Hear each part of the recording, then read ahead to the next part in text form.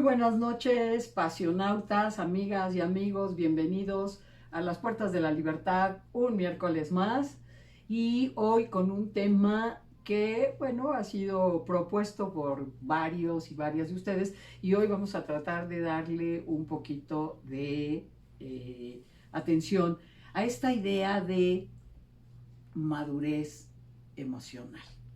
Por eso decidimos ponerle este video, hablemos de madurez emocional. Crecimiento, desarrollo, madurez, son conceptos, son palabras que nos remiten a ideas de apreciar las cosas, medir las cosas, ver al alcance de las cosas, reconocer el proceso, cómo evolucionan las cosas, y son conceptos que se han utilizado para esto, para identificar cómo un estado va cambiando.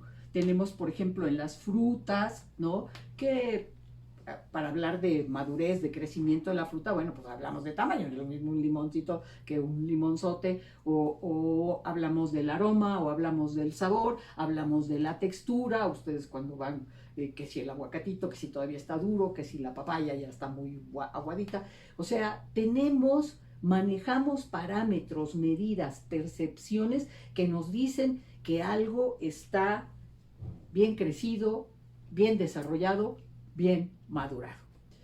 Esto también lo podemos llevar, obviamente, lo llevamos y lo aplicamos con los seres humanos e incluso con los animales. ¿De qué manera?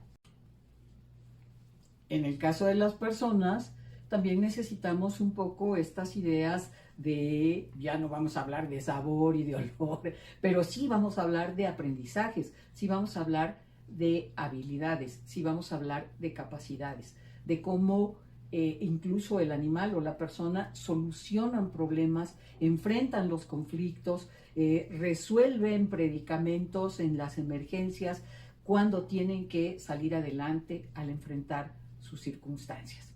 Así es que cuando queremos hablar de madurez en las personas, pues también podemos apelar a la talla, al peso, porque que si el nene o la nena están flaquitos o pesan poco o ya están en su peso, entonces empezamos a hablar ya de unos ciertos niveles en los que se supone son los idóneos, hablan bien de un estado de salud, de buen desarrollo, de armonía, de homeostasis, es decir, un desarrollo equilibrado en la persona.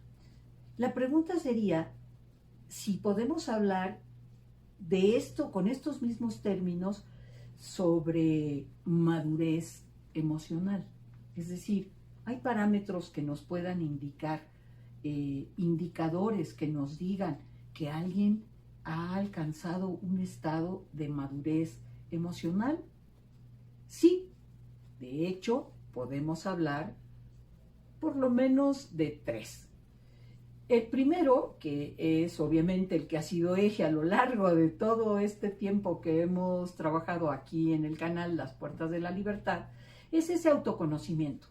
La gente, para poder llegar al mejor indicador de madurez emocional, que es la regulación emocional.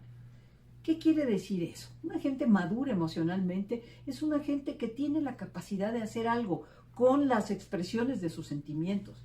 Es decir, no se va en banda con el coraje, no se va en banda con el dolor, no estalla con el coraje, la rabia, no se vuelve apanicada o apanicado con el miedo, sabe hasta dónde le va a permitir al sentimiento de culpa que le pegue, o al sentimiento de vergüenza, etcétera, porque nadie está exento de sus emociones, nadie está exento de pasar por sus sentimientos al enfrentar las circunstancias. Poder hacer algo con esto, cómo expreso mis sentimientos, a eso le llamamos regulación emocional. Para tener una buena regulación emocional hay que tener un buen autoconocimiento emocional. Es decir, poder saber por qué eso a mí sí me da miedo y a los demás no, por qué eso a mí sí me encanija y a las demás personas no, por qué esto a mí me causa vergüenza, por qué esto me causa culpa, por qué me da dolor este tipo de experiencias.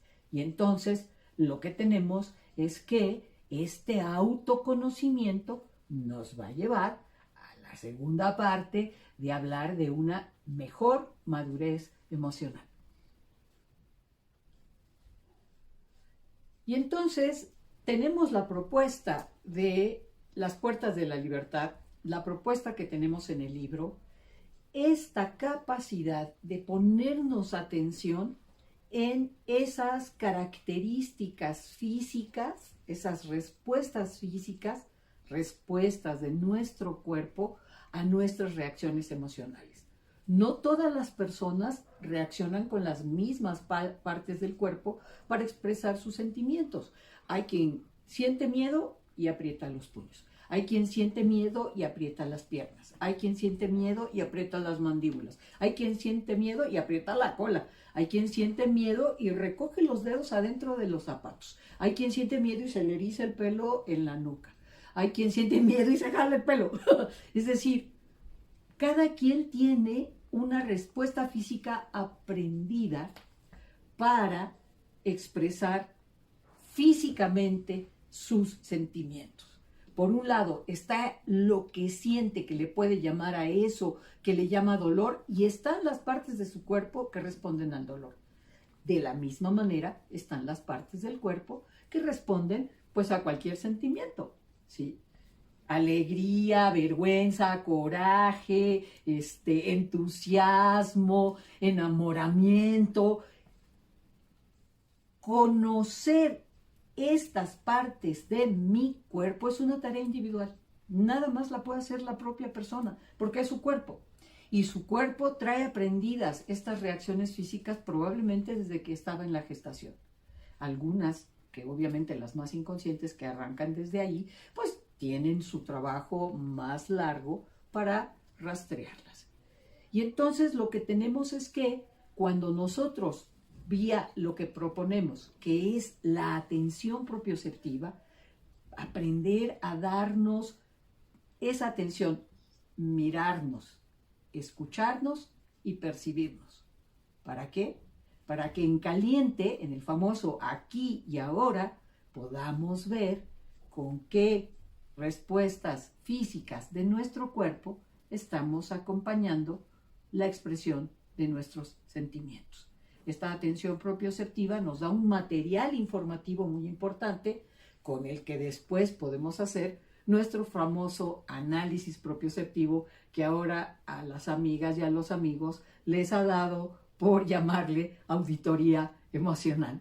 Es decir, juntar toda la información acerca de nosotras o nosotros mismos y con ella ir buscando qué deficiencias emocionales, carencias emocionales, urgencias emocionales, vacíos emocionales, retos, alternativas. Si ya no me gusta arrugarme como chamoy cuando pasa una situación como esta, ¿qué puedo hacer? Cuando me tiemblan las piernas y ya no quiero que suceda, ¿qué puedo hacer?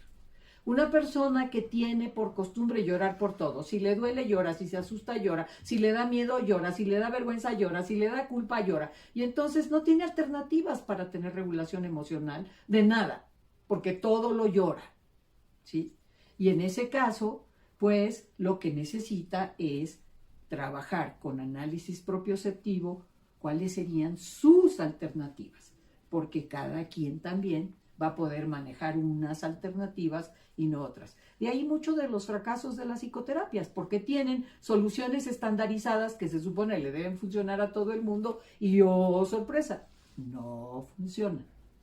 Entonces tenemos que, si queremos hablar de madurez emocional, tenemos que poder hacer esto y decir sí con esto, no con esto, y aquí, ¿qué me hace falta?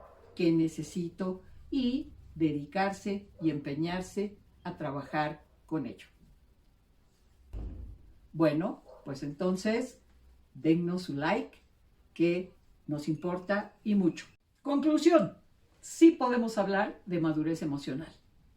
Y sí podemos hablar de una constante madurez emocional. Siempre tenemos oportunidad de encontrar mejores respuestas ante las circunstancias que nos conflictúan la existencia. ¿Les gustó? Qué bueno, denos like, que a nosotros nos importa y mucho. Si creen que le pueda servir a alguna amiga, algún amigo, por favor, compártanlo, que una palabra que no es compartida es como un pájaro enjaulado. Que tengan la mejor de las noches, un gran descanso y recuerden que les quiero, les amo a pleno corazón.